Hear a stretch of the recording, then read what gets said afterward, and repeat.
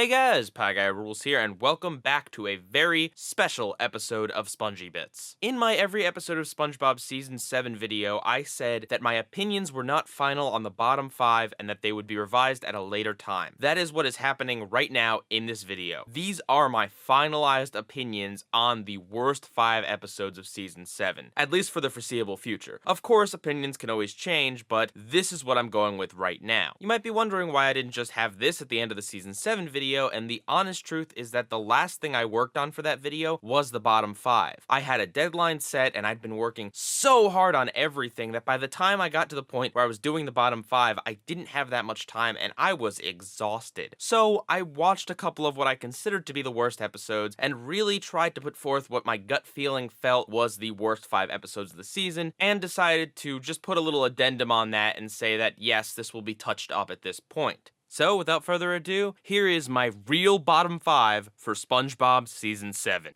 Number 5. Hide and then what happens? From the really long routine of Patrick not knowing what hide-and-go-seek is at the beginning that is such an abysmal attempt at comedy, to Squidward being terrified of SpongeBob, to that obnoxious gag with Mrs. Puff, so much of this episode is frustrating. But what takes the cake is how pointless it all is. We know where Patrick is, so all this just feels, well, pointless. The only thing SpongeBob accomplishes is annoying Squidward and Mrs. Puff to the point that bad things happen to them, and wrecking Sandy's tree dome. Also, the lesson has very little to do with what comes before it. Yes, SpongeBob is trying really hard to find Patrick, but at no point does he really go too far as to make himself miserable or indicate he's being overly competitive. The moral itself of enjoying games even if you lose is fine, but just doesn't fit with the episode and feels like a cheap way to resolve things. I may like Patrick Nutstar, but not anywhere near enough to redeem this piece of crap. It's really frustrating, not funny, and just feels like a waste of time. Number 4. You Don't Know Sponge. This is simply a slow,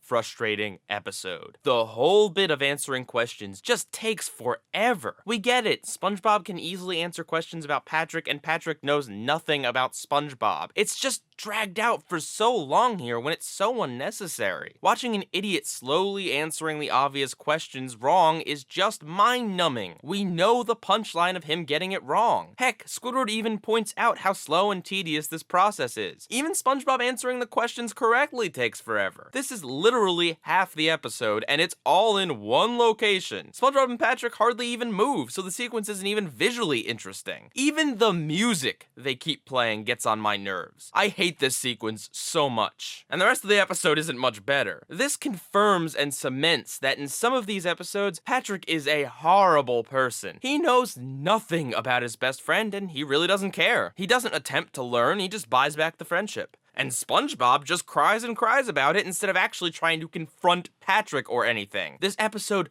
really feels like it's trying to make SpongeBob and Patrick into a couple hitting a rough patch in their relationship, and not in a funny way like in Rockabye Bye Valve. Was this intentional? Maybe, but it wasn't handled well. Patrick comes off as really uncaring and insensitive, and SpongeBob comes off as a total mess who can't even articulate what's wrong to Patrick. Seriously, he doesn't actually tell him. It's like watching a really terrible couple have a really ugly fight and then reconcile over material objects. I get that Patrick knowing SpongeBob would like the gift is a step in the right direction, but after all this, he really needed to try harder, and SpongeBob should have been more upfront with Patrick. And God, is it all just so lacking in comedy that a story like this needs? Because without the comedy to back it up, this just comes off as ugly and not very fun, thanks to both sides acting like idiot jerks. Number 3. One course meal. Yes, it's on here. I still don't think the suicide thing is that big a deal in this episode. It's a relatively short thing, and it's not too brutal, at least not as brutal as everyone makes it out to be. Though yes, it is a bad thing, but it really is a symptom of a bigger issue. The episode is not clear on anything, and the story is insanely sloppy. The fact that people can't agree on exactly what happened in the episode is proof of that. How bad was what Plankton did at the start of the episode in the context of the story? How much did Krabs actually torture Plankton, and how much of it was in Plankton's head? Is Mr. Krabs really afraid of mimes, or was that just a setup for Plankton? How much of Krabs' actions were based on protecting the formula, and how much were they based on just having fun hurting Plankton? The time skip makes the extent of the torment just unclear. Mr. Krabs only briefly glosses glosses over the fact that he's doing this to protect the formula, which Plankton now knows exactly where to look for. Yeah, everyone misunderstands that part, and I can't blame them because it's only very lightly referenced. And Krabs laughs when he learns of Plankton lying in the road, and I think it's supposed to be more of a Krabs laughing at Plankton being a crybaby that has been ruined in the same way he's always trying to ruin Krabs, but it comes off as Krabs laughing at a suicide attempt. Again, I don't think this is the worst episode of the show because, frankly, I like the opening bit, whereas with 1 and 2 on this list, I hate those episodes from pretty much start to finish. But yes, after really thinking long and hard about it and having a few conversations online with you guys, I have to concede that this deserves to be seen as one of the worst episodes, thanks in part to how sloppy the story is, how overall nasty it feels, and how many things the writers didn't mean to do, but come across anyway due to just how poorly this was constructed. I don't think it would scratch the bottom 5 for the series as a whole, but it does for season 7. Is it overhated? Yeah, a little bit, but honestly, it does deserve a lot of what it gets. Number 2, Back to the Past. So this one hasn't changed position, and I think I thoroughly explain why I hate it in the season 7 video. The tone is confused, the jokes in the story are mostly about Patrick doing beyond stupid things for little reason. Merman and Barnacle Boy's deaths were so random and needlessly dark and add nothing. We don't get to see the dictator Man Ray in the present.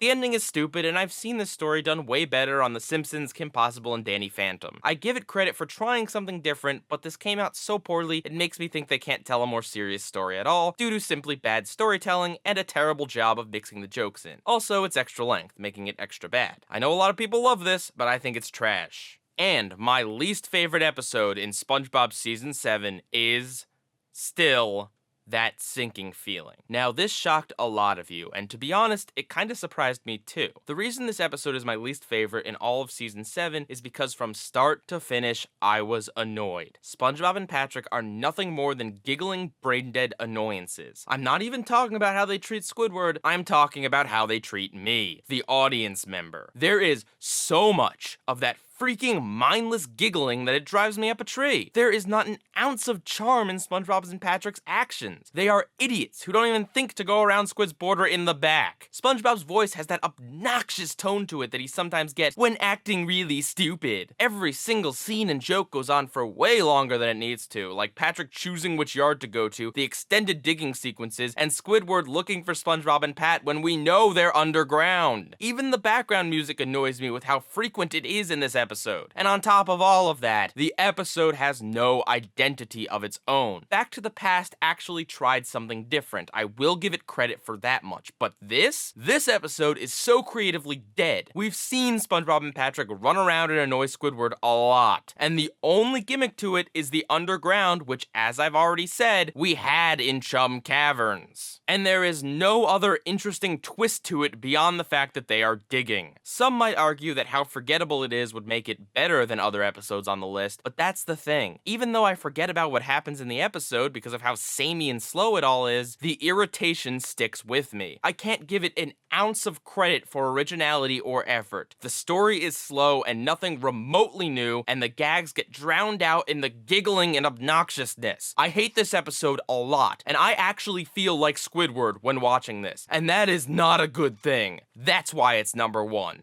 So there you go. Please refer to this as my official bottom 5 from now on. And now let me explain to you why some episodes are not on this list. First of all, The Monster Who Came to Bikini Bottom. Yes, this is a terrible episode, and even the French narrator is sick of Patrick's antics here. There's also animation mistakes, where there really haven't been many in any of the rest of the season. It doesn't have a clear conflict or trajectory, they just introduce stupid minor problems like the monster not having a name. But, to its credit, there are some borderline funny moments and lines. Like Patrick saying the monster's not a freak of nature. I'm not saying these jokes are good enough to make the episode anything better than a SpongeBob. It is definitely a terrible episode, but I do think these jokes and the fact that it's not as frustrating as some of the other episodes on this list is what keeps it out of the bottom 5. Next up, Stuck in the Wringer. To be fair to this episode, it doesn't really get bad until Patrick re-enters the story. When SpongeBob is at the Krusty Krab, there is some okay slapstick going on, and the beginning part really isn't that bad. bad. Yes, Patrick uses the glue on SpongeBob, but if the ending had actually been a lot better, this could have been redeemed. Still a bad episode, but not quite bad all the way through. And similarly, this is why A Pal for Gary isn't on the list. Because honestly, I feel like A Pal for Gary only has the one big problem and a slightly smaller problem. The big problem being, of course, that SpongeBob is just beyond ignorant here, and the smaller problem being that it's not very funny. But at least the episode has some action and a really awesome character design for the monster, and the first half is really more dull than anything else. Certainly bad, but not bottom 5 material, in my opinion. So there you go. I hope you really appreciate and understand why these things are my bottom 5, even if you don't necessarily agree. And also, I do truly apologize that this list wasn't at the end of the Season 7 video. PIEGUYRULZ,